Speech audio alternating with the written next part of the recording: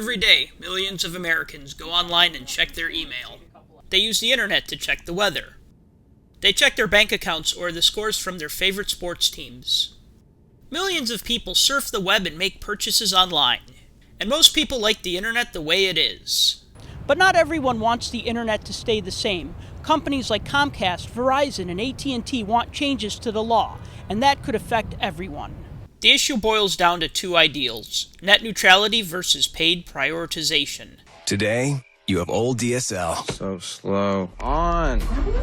But tomorrow, your internet could be full speed ahead. Internet service providers, or ISPs as they're commonly called, want to be able to charge websites like Netflix money in exchange for delivering their content more quickly. This is paid prioritization, a notion that goes against the idea of net neutrality, that all internet content should be delivered equally.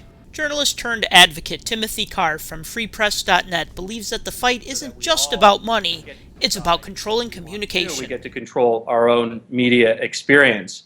And what's happening right now is that the companies, these internet service providers, don't like that. They have been dead set for more than a decade now to try to remove any obstacle that prevents them from picking and choosing what we do with our internet connection. And the debate about net neutrality is really a debate about that. It's about who controls the future of communications. 18 years ago, President Clinton signed the Telecommunications Act of 1996, which classified ISPs as common carriers, meaning that ISPs could not discriminate against any website their services were delivering. In 2002, the FCC, then under Chairman Michael Powell, reclassified ISPs as information services, meaning that ISPs could set their own rules. In May, a federal appeals court ruled against the FCC's open internet rules. This will allow companies like Verizon and AT&T to play favorites to some content providers and charge other content providers more money for faster delivery. This means that internet traffic could become tiered, a fast lane for big companies that can afford to pay it, and a slow lane for everyone else. Yet President Obama states that he supports net neutrality. That we've got to keep the internet open, that we don't want to create a bunch of gateways that prevent somebody who doesn't have a lot of money but has a good idea from being able to start their next YouTube or their next Google. Illinois Senator Dick Durbin sent an email to his constituents on June 9th, stating, "I agree that a transparent and fairly managed flow of information is essential to a true democracy and benefits a growing economy. I will keep your thoughts in mind as I carefully review this proposal to make sure it does not hurt consumers and small developers." While current FCC Chairman Thomas Wheeler says that he won't allow broadband companies to stifle startups. We will not let that kind of control take over the internet, period. And to do so requires an accessible and open internet, and we will fight to preserve that capability.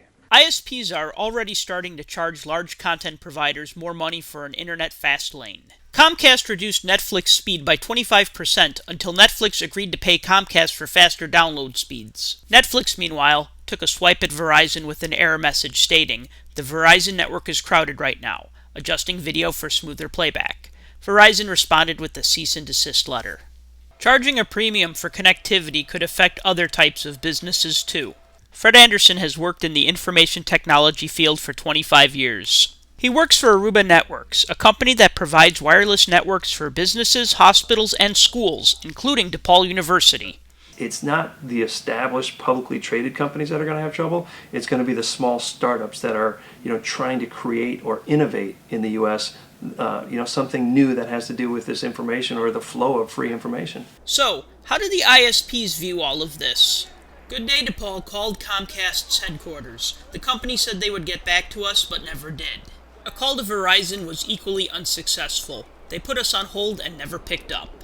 Meanwhile, a representative from AT&T stated over the phone, "It is our policy that we do not participate in any studies of that kind, but there is plenty of research available." The FCC is taking comments to give consumers a voice in the matter. Focus your indiscriminate rage in a useful direction. Earlier this month, comedian John Oliver went on a 13-minute rant about net neutrality on his HBO show Last Week Tonight. The clip, which was also posted to YouTube, helped contribute to over 20,000 comments on the FCC website and 300,000 emails to the FCC in just 2 days, crashing their server.